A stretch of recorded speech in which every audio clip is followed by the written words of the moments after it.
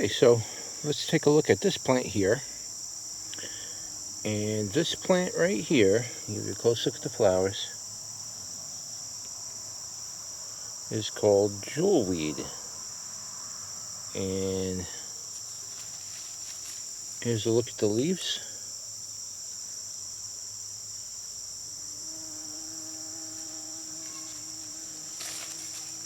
And you can see with the plant has alternating stems and alternating leaves. But really, this is the star of the plant right there. Is the flowers right here.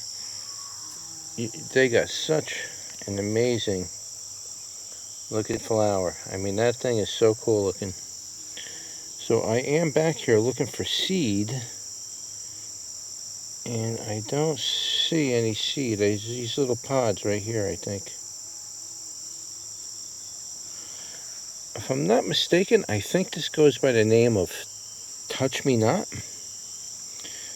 It might be also called that. Don't know offhand.